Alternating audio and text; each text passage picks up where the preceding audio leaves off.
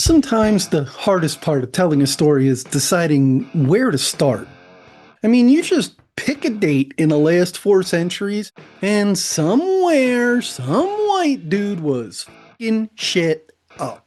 I'd start with the Caribbean pirates, because those dudes could f*** some shit up. But Ijeoma, Oluo, Oluo. starts with the Old West in Mediocre, and so we will too. Then we'll head into the Civil Rights Movement. White men want to make everything about themselves. We claim pro somebody else is anti-white man. And if we're not doing that, we're busy talking about how these things are good for us too. With our fancy Ivy League educations. Educations rich white men don't want you to have. They utilize superfluously obtuse lexicons garnered from years, nay, decades, prostrate to the higher mind to convince you higher education is a bad thing. It's okay to trust them. They are white men, and the US was built for and by white men, right? I mean, we're fair. Just look at how long we've been letting women into the workforce. In the 1940s, the US launched propaganda campaigns designed to get women to work. For 20 years before that, we were convincing women that work was dangerous for them. We also wanted the women to leave once GIs came home. Remember, taking something that isn't yours just isn't right. Yeah, I know. And knowing is half the battle. Sure, a disproportionate amount of black men were drafted, and that gave more of them access to the GI Bill, right? I mean, the GI Bill is for every GI, right? Color or gender matters not at all. Every GI can benefit from the GI Bill. Low interest loans to buy affordable houses. School benefits for a college education. Nothing in the GI Bill stops minorities and women from taking advantage of these benefits. They just have to find colleges that will admit them and banks that will work with them. Then there is music. The music industry is often proclaimed as the great leveling field in the civil rights movement. I mean, we had Chuck Berry, Marvin Gaye, Diana Ross, Michael Jackson, and so many other black performers leveling the playing field. For some reason, the narrative normally forgets to mention who owned the companies and controlled the gates. So, let's go to a recent family gathering of mine and learn all about how white men f everything up right after you click the like button during the intro, which we're gonna roll right now! Well, I'm not a crook.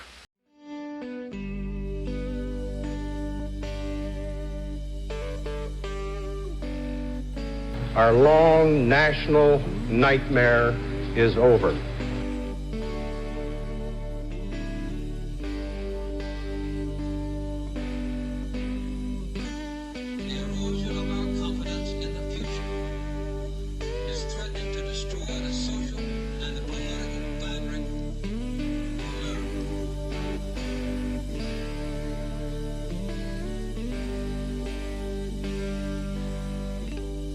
Government is not the solution to our problem.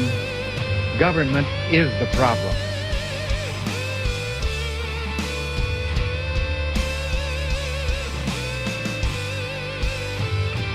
Read my lips. No new taxes.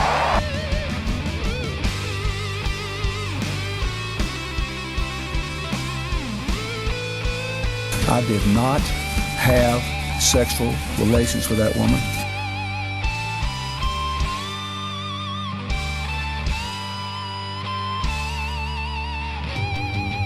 Either you are with us or you are with the terrorists.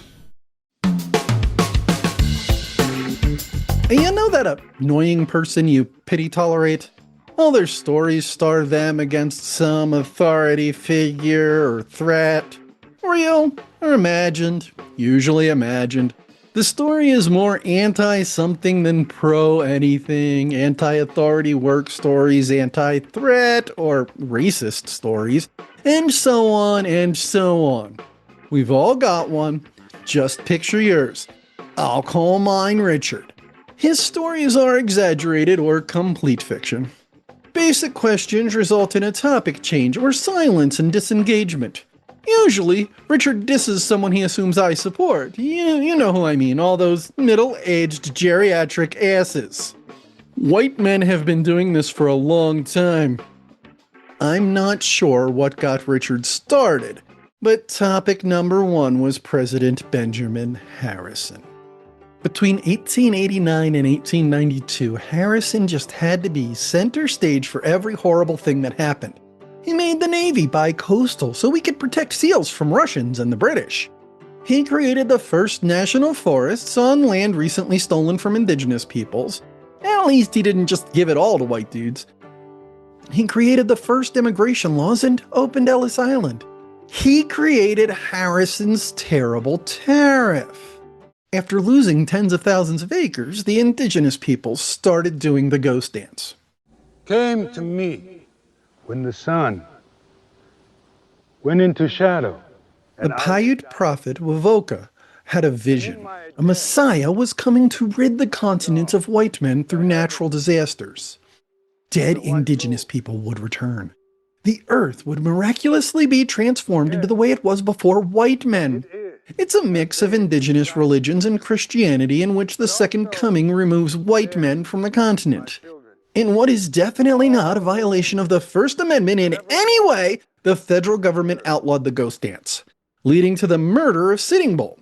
14 days later, U.S. soldiers came upon a band of Lakota ghost dancers near Wounded Knee. While disarming the Lakota, a gun fired and the U.S. military slaughtered between 150 and 300 Lakota, including women and children, all under the direction of President Benjamin Harrison.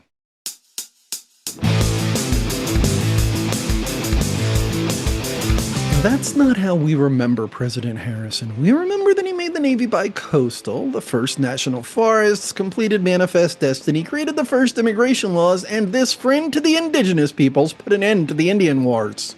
We remember it this way because of a dandy from New York City named Teddy Roosevelt and his largely fictional autobiography. Add on dime store novels and the Old Wild West shows and you get the mythical Old West. Teddy is not the last Roosevelt to f shit up. His cousin-nephew, Franklin Delano Roosevelt, was president from 1933 until his death in 1945. Polio cost FDR the normal use of his legs.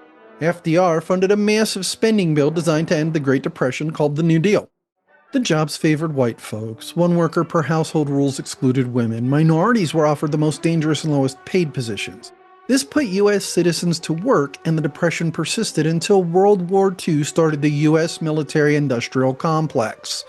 FDR was elected 4 times and is responsible for the 22nd Amendment, which says that Trump can't run a 3rd time.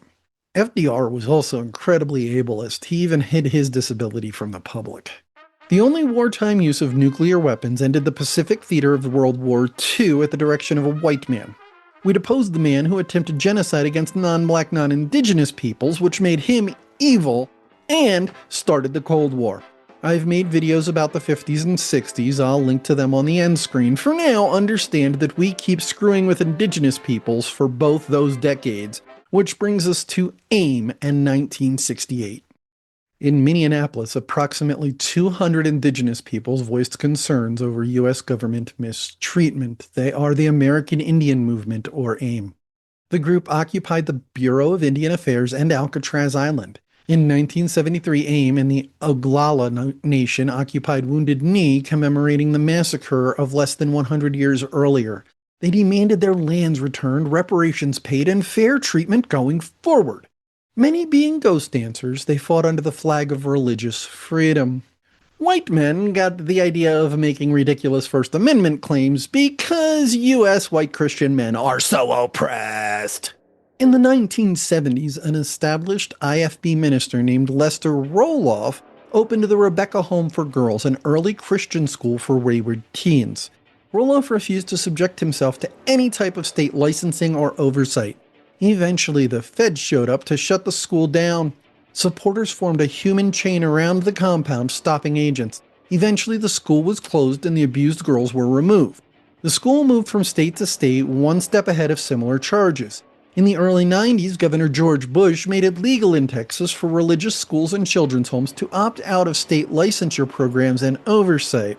Just in time for another religious leader to put Waco back on the cult map. The Branch Davidians, led by David Koresh, held radical beliefs. Koresh announced he was the only husband and every woman needed to be married. Koresh had several children with several women and girls. The feds learned the Davidians were stockpiling weapons and they attempted to arrest Koresh on child abuse charges. This began a 51-day standoff. Eventually, the FBI used tear gas and the compound burst into flames. The FBI insists the Davidians started the fire. The Davidians insist the FBI started the fire. And either way, almost all the Branch Davidians, including the children, died. This event and Ruby Ridge inspired Timothy McVeigh and Terry Nichols to commit horrible domestic terrorism in the name of white men's rights nationwide. Richard weaves a path through this history that makes Harrison look like an empire-building hero. FDR still plays the villain for starting the welfare system and being friendly to poor people. The Indian Wars were a fair war, the indigenous people simply lost, and white men are proud defenders of civil rights and liberties. Like all Richard's stories, this is mostly fiction or exaggeration. Richard really gets going with talk of civil rights groups fighting for minorities and marginalized peoples. This tirade starts with Richard explaining why trans people shouldn't play sports or use bathrooms, but yet he still loves his trans family members. You better buckle up, this will be a long ride. You'll hear how Trump stands up for traditional American values. Obama was the black man's president.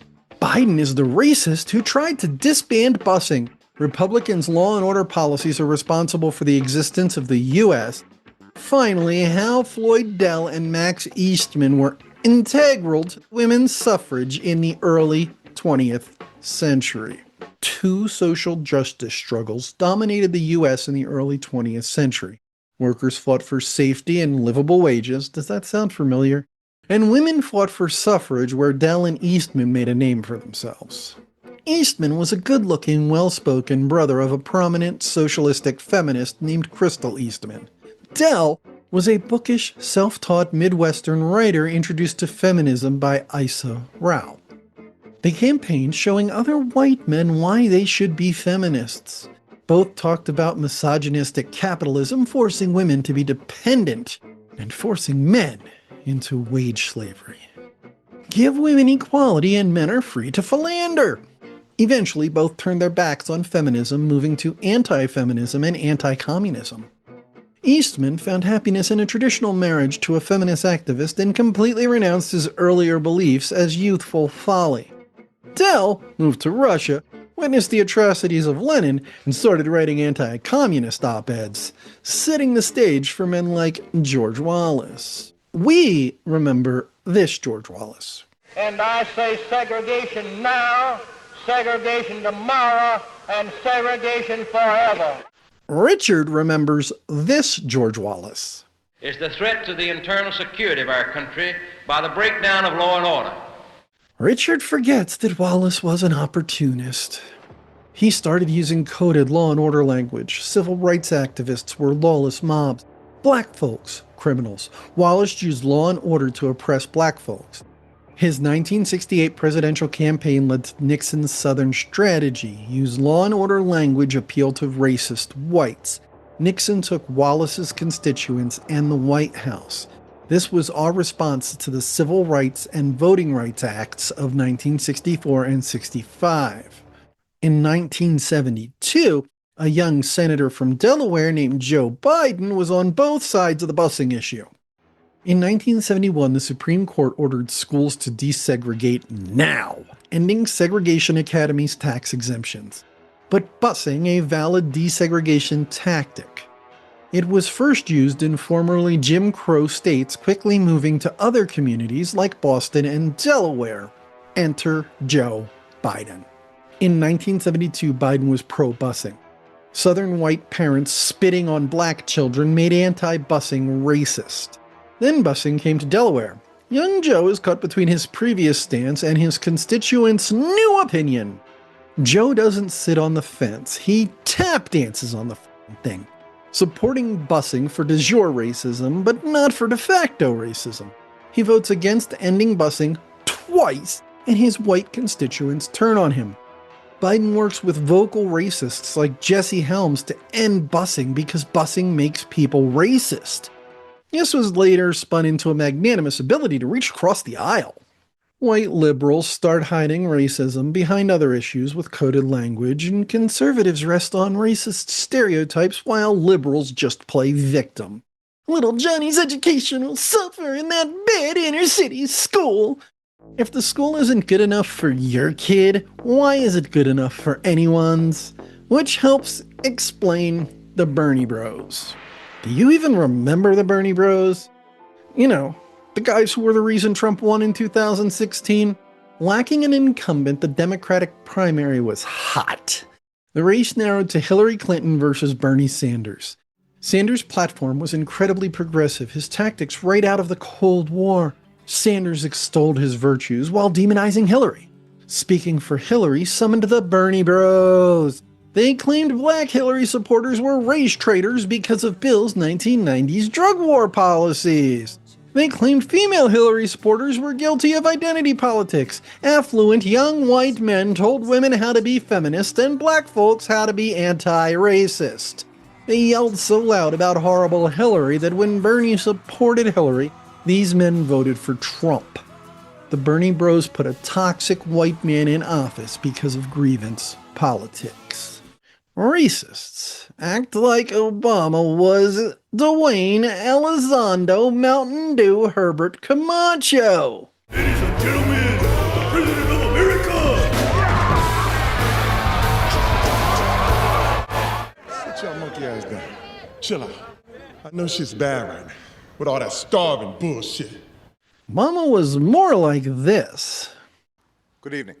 The United States has conducted an operation that killed Osama bin Laden, the leader of Al-Qaeda. They pretend Obama was like, wait, there's one dude in the world who only calls the president sir? We're making an old white dude call me sir. Not one single piece of legislation passed by Obama explicitly helped black people. The Affordable Care Act, the American Recovery and Reinvestment Act, the auto industry bailout, the tax credits and homeownership supports helped more white folks than black folks. He reduced mandatory minimum sentences for crack, but not enough, and kept drug war money flowing.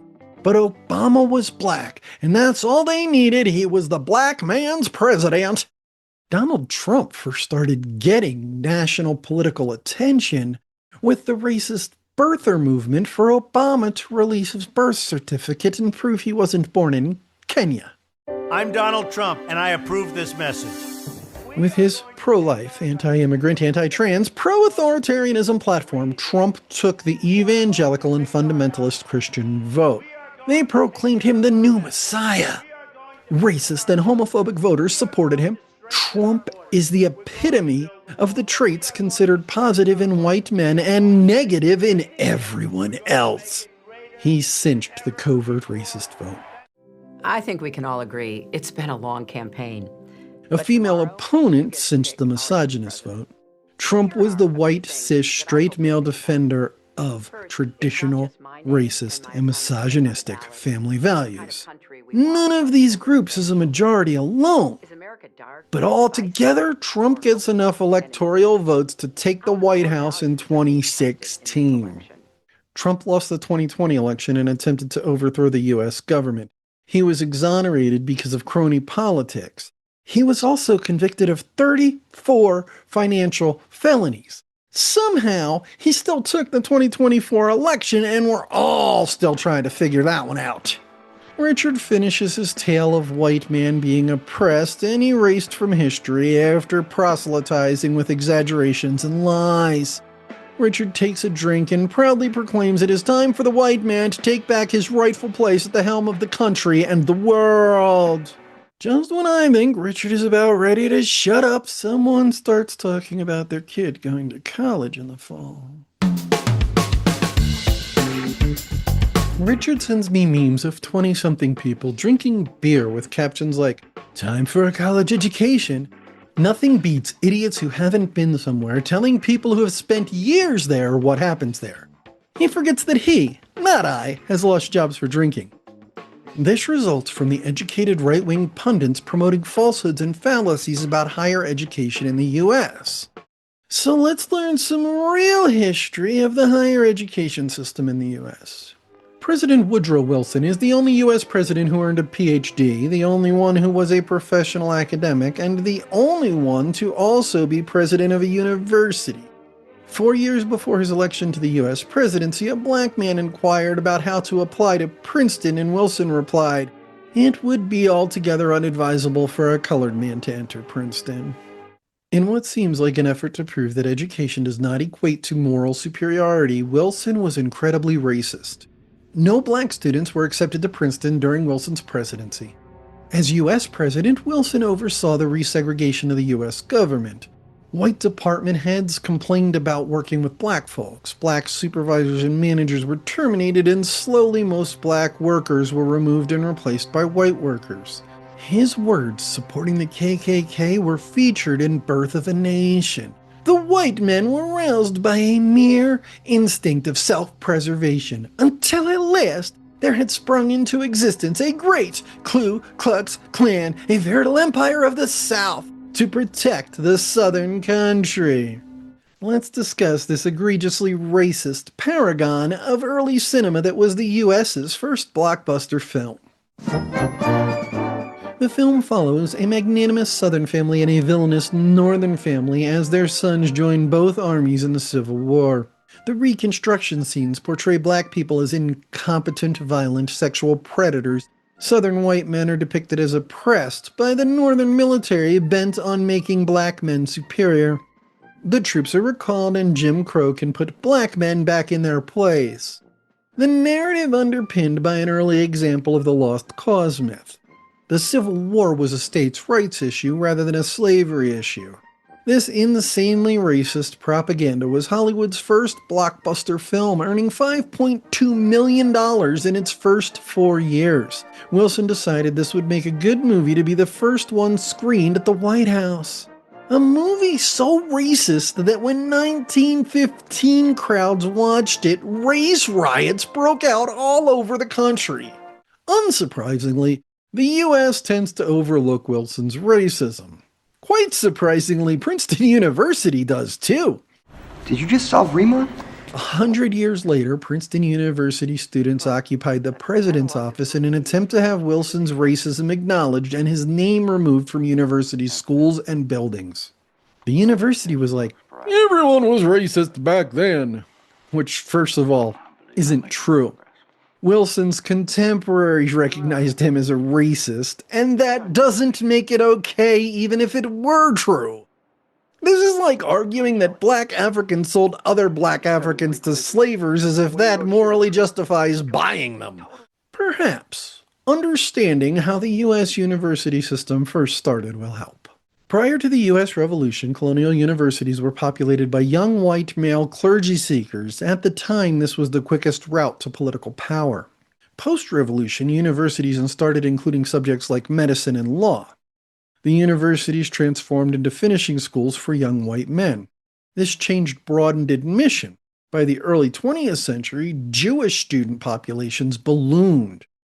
Enter Harvard president A. Lawrence Lowell. Afraid that black and Jewish students would drive out affluent white students who helped pay poor white students' way. Black students were banned from dormitories and dining halls. Lowell implemented coded language in admissions to disadvantage Jews and blacks. He argued some students were anti-Semites who the Jewish students would drive away, then leave after the anti-Semites were gone. If that makes any sense to you, please explain it to me in a comment. This is the oldest instance I can find of pretending something designed for exclusion is actually designed for inclusion, which is a pillar of white fragility, which I've covered in previous videos. At this same time, the now discredited eugenics was gaining popularity. Eugenics sought to implement livestock-like selective breeding on people for the same reasons. Aside from the ethical issues, they defined intelligence with absurd cranial measurement systems, among other grossly racist criteria. Many white supporters questioned how mingling races, and God forbid disabled people, might affect their descendants. And oopsie, there was nobody qualified to be middle management, since it was a new post-industrial revolution role. Federal land grants funded state colleges. States that accepted black students got substantially more money. However, segregated higher education systems with equitably distributed funds did suffice. This didn't work for primary and secondary schools, and it's not going to work for colleges and universities either. Historically black universities, or HBCUs, are founded. These mainly teachers' colleges were largely cut off from research grants. These schools expanded degree programs. World War II ended. Soldiers needing education used their GI Bills. College-educated white men earned 22% more money. So working-class white men could afford an education because of the ROI. The 1960s Civil Rights Acts made higher education more available to women and black folks. By 1990, 1,851 became 3,535 colleges. But the appeal was not universal. By the 1970s, college campuses diversified. White men started rejecting education. Women and people of color saw their income potential soar. White men saw theirs grow more slowly, and thus was born the They took our jobs! myth. White male students got weird ideas about women and black folks being people. The patriarchy resisted, and enter Ronald Reagan, who painted women and minorities and even poor white folks as tax eaters like his villainous welfare queens. These unemployed poor people were learning and eating on your tax dollars. By 2017, 58% of right and right-leaning individuals believed higher education has a negative impact on the country, which explains Trump cutting funding for higher education. Let's visit conservative land's education park. Go to college, become an ungrateful American-hating liberal! Conservatives started targeting college activism in the early 1960s. Obama went to college! Yeah, in a dystopian episode of Coded Language, Obama couldn't relate to the everyman as he was an Ivy League Kenyan. More simply, Obama was too uppity. College's useless degrees and maximization are too expensive. Republican governments have slashed higher education budgets for decades, and schools pass the costs on to students. College degrees benefit their possessors. Someone with a college degree earns vastly more money than someone without one, period. Middle-aged geriatric asses claim a college education doesn't make you smart. First, only one college graduate ever claimed this. Second, that person is Donald fucking Trump, who claimed that getting into Wharton makes him a super genius. So, why hate on college degrees? Simple. People with college degrees are far less likely to vote Republican. But why? Quote Oluo. Ijeoma Oluo. College puts you in closer contact with more marginalized people than life outside of college is likely to. College teaches you the basics of how our political and economic systems work. Having a college degree makes women and people of color less of a socioeconomic threat to you. If you are a white man with a college degree, you are far less likely to have to worry about watching anyone that you feel might be undeserving move past you on the socioeconomic ladder. The Republican system relies on a semi-literate population. Enough education to understand them and too little to research it. Do not misunderstand me. Our higher education system is incredibly imperfect and was built by the same racist idiots who designed our government. It is still the best option for U.S. youth to advance their economic standing. It is also the best place to develop a well-rounded social and political consciousness, which, as Oluo puts it, is very sad. Conservatives want to limit college enrollment for one reason: to keep an ample supply of angry white working-class men with Republican voter registration cards. Richard spends college as a place where Zionist Jews brainwash young people into believing everything they've been told is a lie. Black people and women have been given more opportunities than white men with all those scholarships and loans. Regardless of major, you get indoctrinated into a certain political and historical view. Every claim Richard makes about all this history is something that anyone who has spent one day in a university knows isn't true. I bask in the silence and hope no one else says anything that gets Richard going again. Then, out of nowhere, the TV plays a commercial that states the White House was built by slaves. Richard's rhetorical narrative starts with a lost cause myth, winds through World War I and the Great Depression, a time when black people failed to establish themselves, completely ignores systemic racism, never mentions Red Summer or MLK Jr. being attacked in Chicago. Wallace is forgotten and Nixon is a folk hero. This history is painted as black folks shooting themselves in the foot despite the help of white men. Let's learn the real history. After the Civil War, the Southern infrastructure was wrecked. Raw plantation goods feed northern factories, and Southern coal is their digestive juice. The Columbus Democrat, a Mississippi paper, proclaimed, "N-word voting, holding office, and sitting in the jury box are all wrong." Within a decade, the government was broke and pulled the military from the South. Jim Crow and segregation were quickly and firmly entrenched. Estimates say between 1892 and 1930, 2,400 black men were lynched. Eventually, World War I happened. Young white men went to war, and someone had to work in the factories, making their materials. Northern blacks got coveted factory jobs with more to be had. Word to Southern friends and family, and a mass black migration to the North began.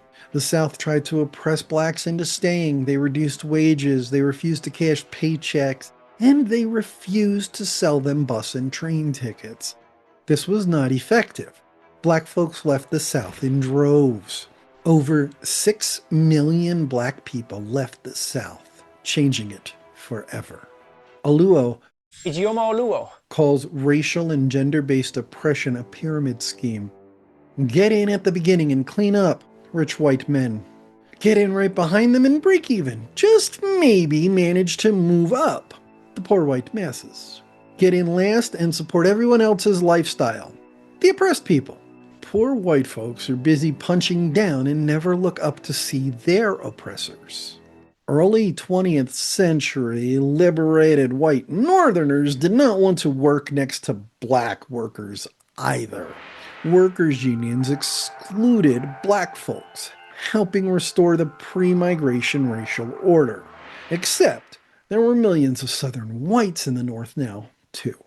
Racism is a systemic problem, not a regional.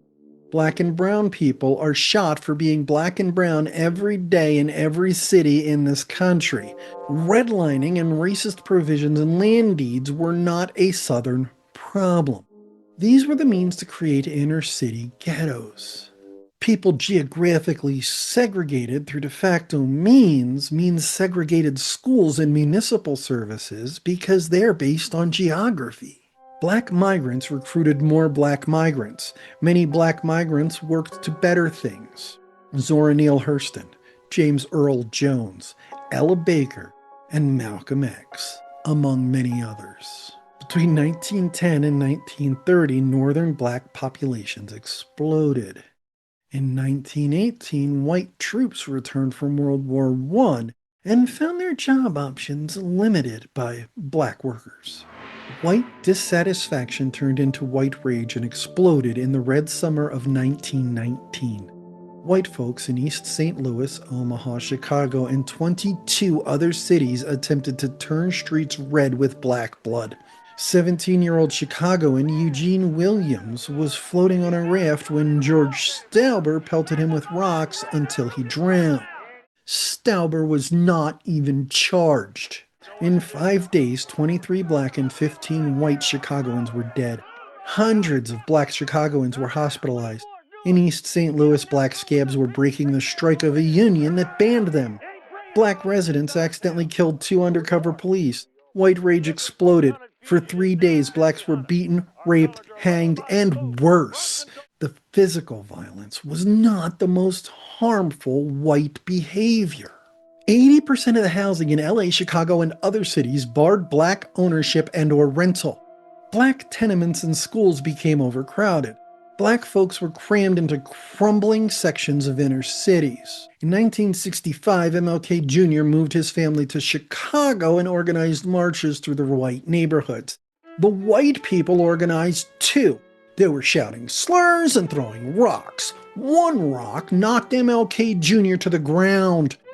King responded, "I have seen many demonstrations in the South, but I have never seen anything so hostile and so hateful as I've seen here today."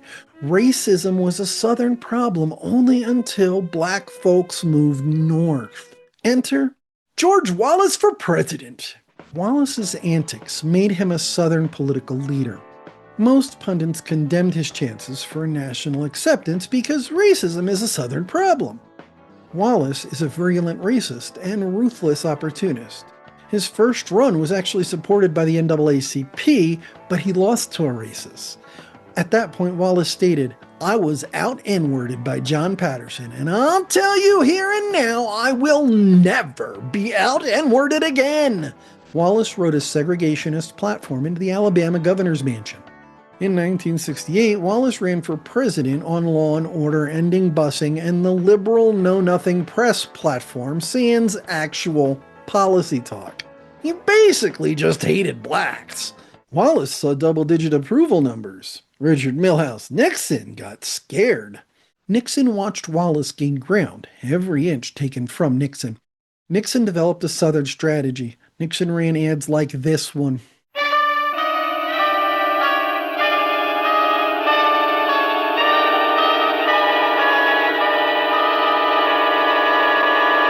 In recent years, crime in this country has grown 9 times as fast as population. At the current rate, the crimes of violence in America will double by 1972. We cannot accept that kind of future for America. We owe it to the decent and law-abiding citizens of America to take the offensive against the criminal forces that threaten their peace and their security, and to rebuild respect for law across this country. I pledge to you, the wave of crime is not going to be the wave of the future in America. Nixon's strategy appealed to racist Wallace supporters without offending Northern voters. He got elected in 1968 and 72, and we'll talk about Watergate later. Politicians just learned that pandering to white supremacy wins elections. Don't believe me? Ask Reagan, Clinton, or Trump. Let's discuss racist store security, shall we? As a teenager and young adult, store security followed me, with good reason. In my late 20s, I cut my hair and started dressing differently, and security stopped following me. Ijeoma Oluo still experienced this when she was almost 40.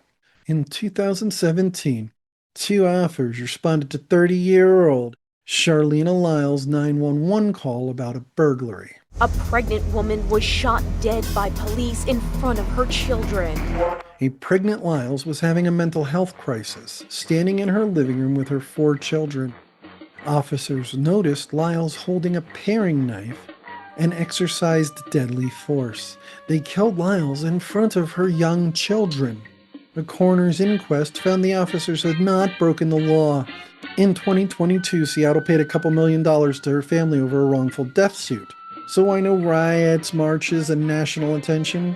Blacks are concentrated in ghettos by redlining and other means. That's why.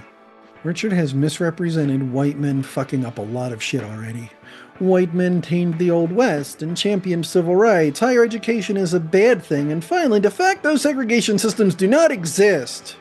It was time for dinner, and its long-standing ban on political and historical talk at the table. But then, something comes on TV about Rosie the Riveter, and Richard catches the fucking ball. Richard's tale paints men as women's saviors. Richard talks female and minority CEOs before moving to the GI Bill helping vets after World War II, which is also when women were liberated. from their own selfishness, which is what caused the Great Depression. Women's and men's roles are so basic, it is literally the only thing religions agree on. Now I'll explain reality. When men own the property and control the inheritance, women must be oppressed to ensure male lineage. You must control women's sex and sexuality, which involves nonsense about women needing men's protection. I mean, it's not really slavery if they need us to defend them, right? The Abrahamic religions, Judaism, Christianity, and Islam, are all incredibly oppressive to women. I will stick with Christianity as I am most familiar with it. In the Old Testament, women are property. Pharaoh is punished because he unknowingly marries Sarai. Like, he should have just known she was another man's property. Misogyny was designed into the system. Now let's discuss women's relationship with work in the U.S. The causes of the Great Depression are a favorite debate topic among economists. Sharp declines in European food markets, extreme and growing U.S. economic disparity, the stock market's lack of regulation, the birth of infamous categories of financial crimes, overfarming and droughts, organized crime.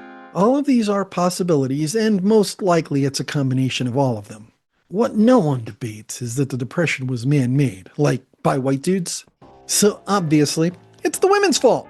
Depression-era women gained 0.8% workforce market share, a very modest 10-year gain.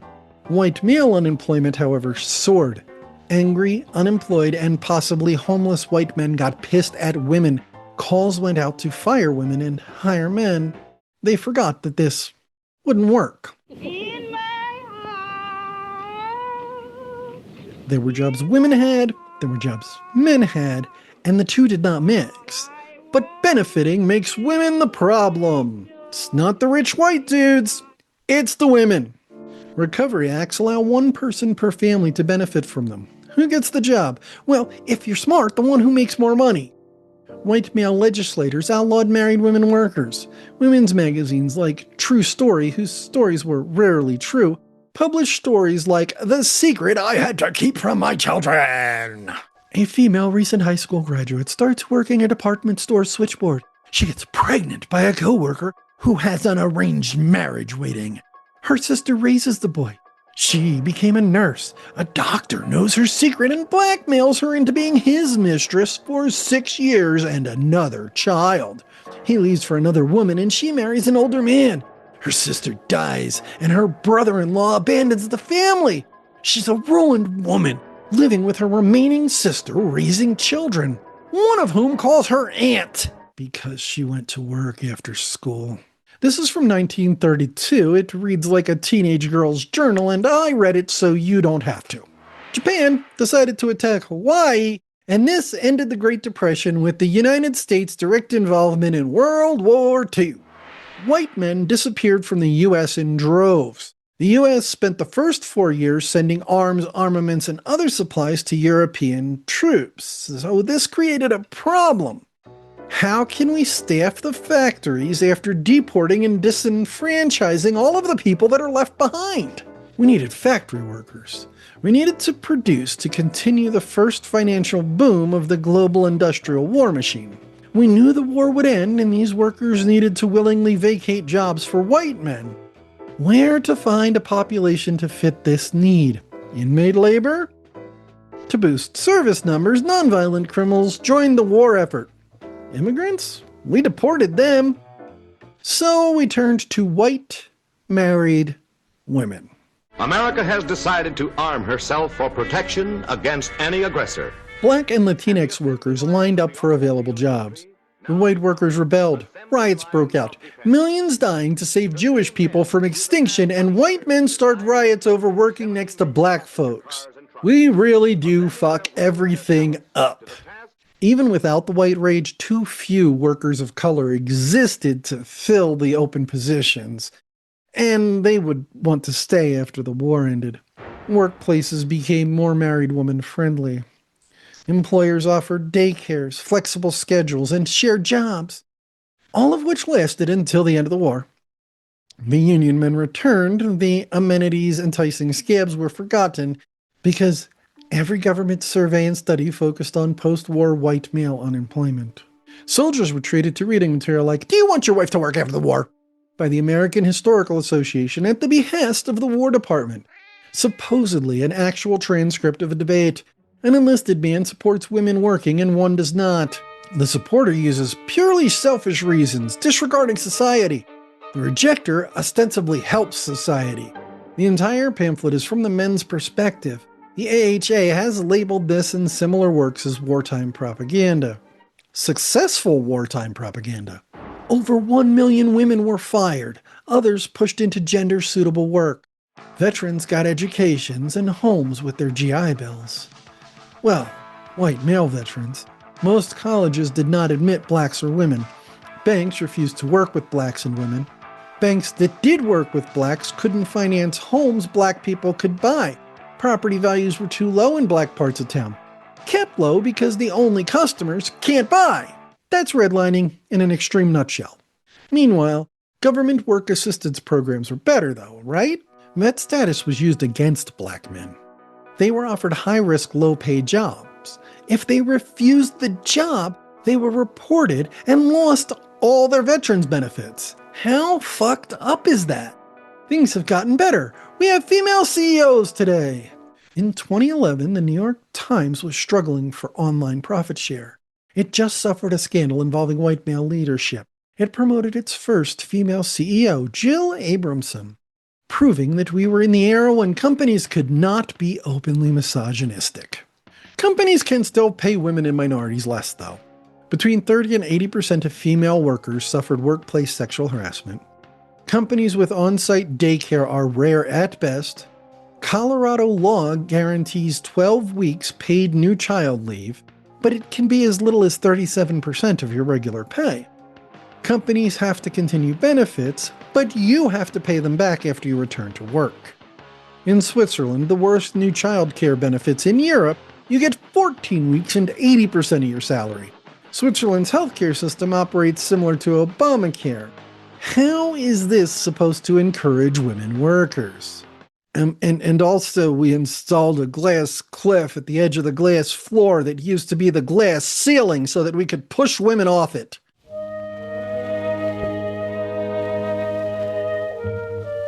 It started with the Times of London claiming women CEOs correlate to financial problems and inventing causation.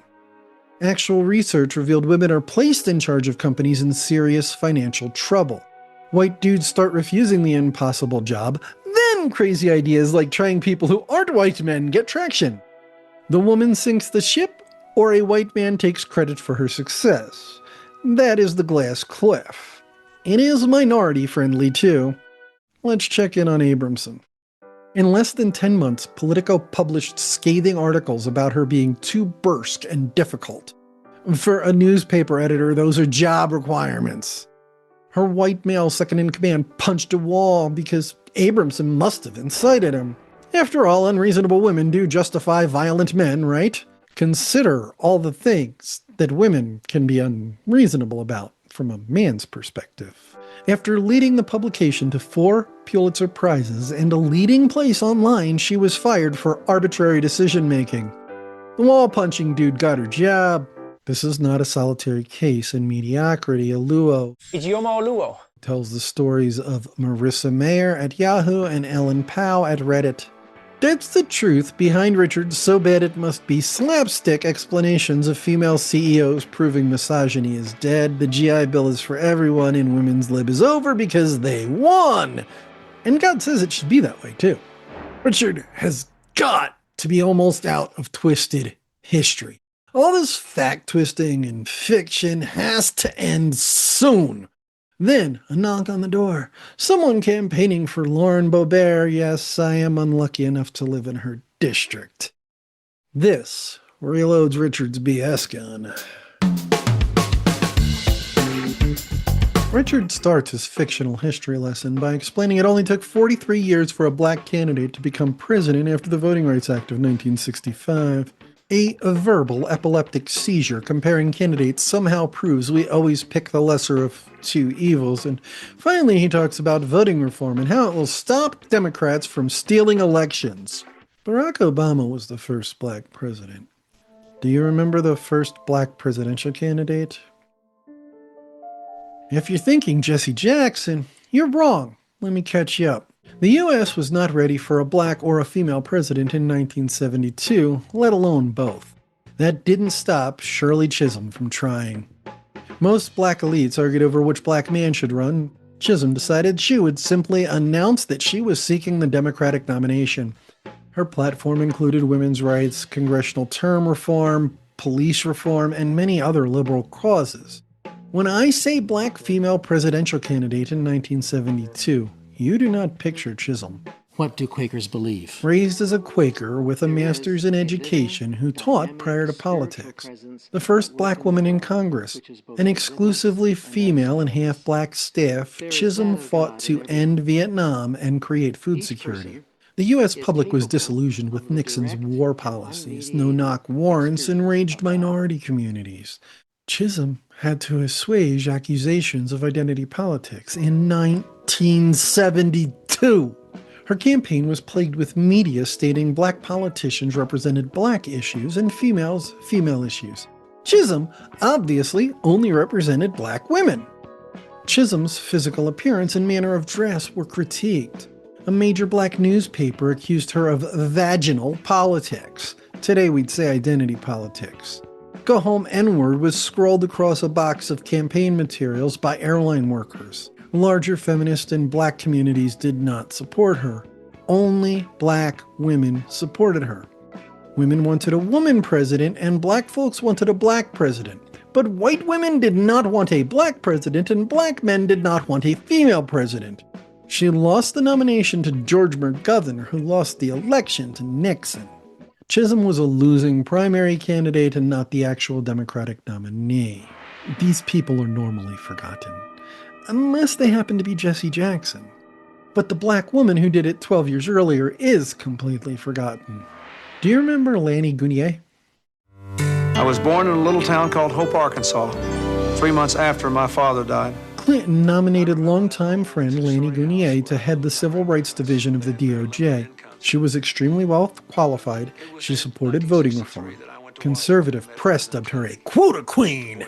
And you had all the racist umbrage needed to undermine her nomination, especially since Guinier didn't believe in quotas. Guinier thought one man, one vote and winner-take-all metrics made U.S. voting unfair. She advocated everyone getting 6 votes. You could vote for one person or weigh votes for multiple candidates. 3 seats and 6 candidates mean that 3 candidates with the most votes win. This replaces congressional races for each seat, effectively ending gerrymandering congressional districts. Oluo Ijeoma provides a much more thorough discussion in Mediocrity. Guinier's role in the DOJ provides neither the opportunity nor power to implement voting reforms. Guinier commented, "As a black woman who did not know her place, I would do to whites what centuries of whites had done to blacks," on her quota queen moniker.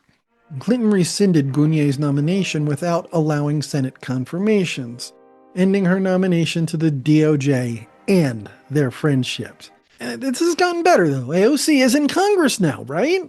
What is worse, a party counting on your vote but not helping you, or a party that counts on you voting against them, attempting to repress your vote? Vast majority of black folks, especially black women, make this choice every time they vote. White folks discuss voting for the lesser of 2 evil candidates. Black folks decide this at the party level because white supremacy. But anyway, historically, black and or female candidates could only win major elections by ignoring issues facing their communities. Representing black and or women's issues opposes representing the issues of real Americans, right? But a progressive white man can keep a congressional seat through several elections. Enter Alexandra Ocasio-Cortez.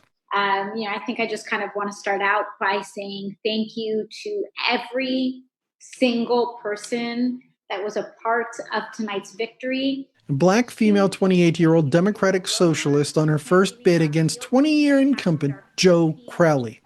AOC didn't have a chance. Crowley phoned it in. A no-show at debates.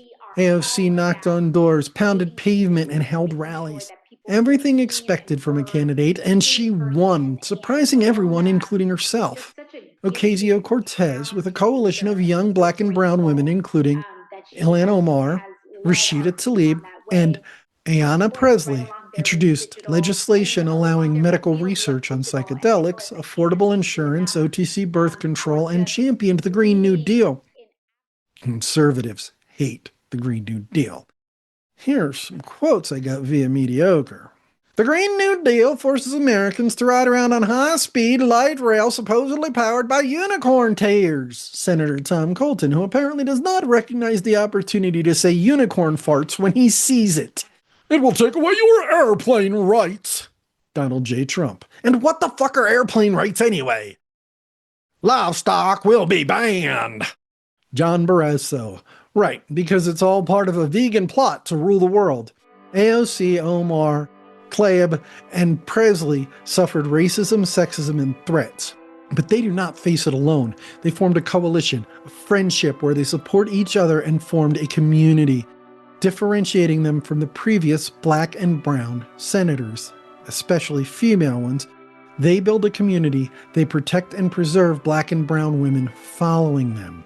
Maybe, just maybe, at some point, we might actually live in a meritocracy instead of a mediocrity. But first, we need to listen to the black women. Remember Gounier's idea for ranked voting? In 2016, moderate Republicans watched Trump steal the primary by pandering to the far right while the other candidates split the moderate vote. This still horrified some Republicans in 2016, and they discussed implementing Gounier's ranked voting ideas. Trump took the Republican candidacy. Trump also took the general election. Democrats want to implement Gounier's ideas. Bernie bros might feel better represented, preventing many of those protest votes, and it could have reduced the Green Party's Jill Stein's impact on Clinton. I'm Donald Trump, and I approve this message. The black woman's idea could have prevented us from ever having a sexist, racist, authoritarian president even once, let alone twice. We don't listen to black women. Black women's ideas are radical. Black women's ideas privilege black voters over white votes. In the mess her ideas could have prevented, we float new but incredibly familiar ideas by white men. And 4 young black women get elected to Congress anyway. Then everyone freaks the fuck out, as Oluo puts it. Ijeoma Oluo. 44 years after racism and misogyny plagued Chisholm's presidential campaign, 20 years after Gounier was deserted by her lifelong friend, 4 black and brown female elected representatives are called racists, terrorists, and worse because they think black and brown communities are worth fighting for. After Trump's election, the horrified white people turned to people like Oluo, Ijeoma Oluo, who have literally been writing about this problem for centuries, and asked for a solution, which was listen to the black women. 4 young black or brown tough female representatives. Can we listen to them? Many black or brown female social justice writers. Can we listen to them? When white men talk about equality and justice, we're praised. Black women are vilified. Obviously, old white dudes understand racism better than young black women. Can you imagine how respecting who people are instead of what people are might look? That's the truth behind Richard's whimsical tale of white men being awesome and not racist because they do not just chain women to a stove. Richard does not write for non sequitur, he actually believes this, which helps explain his political leanings. Let's break the fourth wall, which I definitely have not done yet. The last chapter of Mediocrity is about football and how it was originally invented to strengthen wimpy white boys. Oluo actually manages to make the story interesting, and I highly recommend reading it. That being said, I fucking hate football. Do you want to know why? Because every fall, people just walk up to me and are like, who's your team? Because since, I'm white and have a penis, I must love football, right? Well, I can't fucking stand football. I've hated football since I was a kid, and I will hate football until I die. And if you don't believe me, you can just suck.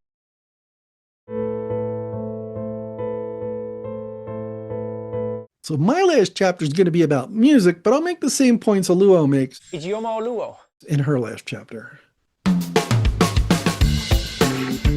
Someone flips through the TV guide looking for something Richard won't critique. They put on a history of rock and roll, and for fuck's sake, Richard starts talking. We have to hear about how black music has taken over the industry, and you can't even find good old-fashioned white rock and roll anymore. Of course, his tirade starts with Elvis, which is a little late. We're going to start with the beginning of the recording industry. Since the slaves sang spirituals as Underground Railroad messages, white and black music has been segregated. It went largely unnoticed before records, which exploded in the early 1920s.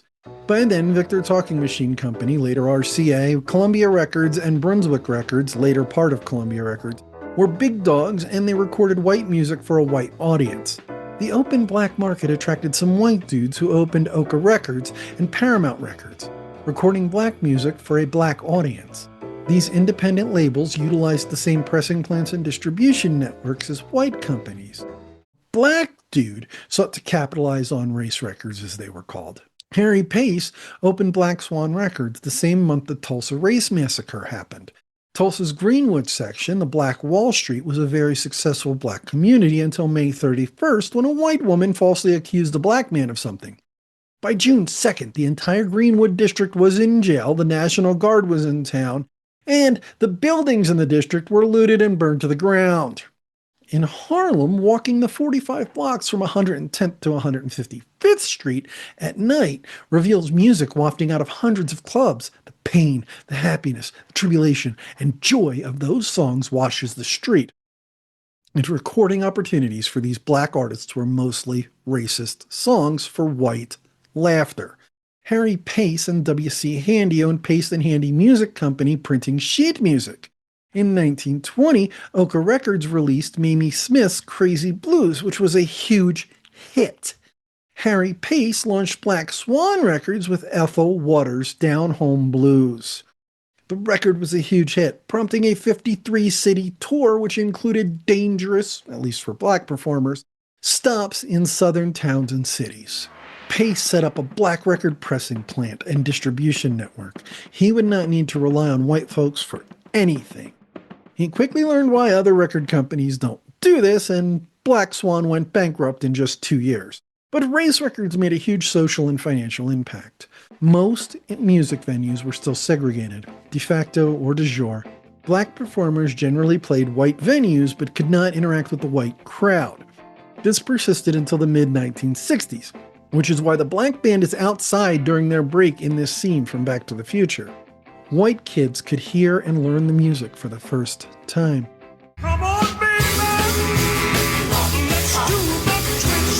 Early rock is littered with black performers, Chuck Berry, Chubby Checker, and Fats Domino to name a few, but who is the king? A white dude is king of a musical style developed by black people mixing black styles and recording them for white companies and audience, like a white Memphis truck driver. Early Elvis hits, That's Alright, Mystery Train, and Hound Dog, were originally recorded by black artists. The recording industry stayed largely segregated through the 1960s. While sports were desegregating, the recording industry was not. Well, sports really weren't either. I mean, sure, they let black folks pay, but did they let them be coaches, owners, etc.? That structure was built into the recording industry from the start. I heard it through the grapevine, Ain't Too Proud to Beg, and You Can't Hurry Love were all originally recorded on Motown by black artists and later covered by white artists to greater commercial success. Similar cultural appropriation has happened in music since the beginning. Black artists create music, then white kids use it to inform their stereotypes. The overall rap and hip-hop audience includes more white folks than black folks. Flava of Love is clearly pandering to white audiences. It was true of the minstrel show, and the minstrel show lives on in the music industry. We talk extensively about this in Racial Cast in the US. Richard's Elvis is a civil rights hero for insisting his black backup singers perform in Texas. Motown evened the playing field by artists paid half what white artists made. Hip-hop, rap, and R&B stole the music industry. Finally, after this tirade, Richard announces that he has to head out and everyone is heartbroken.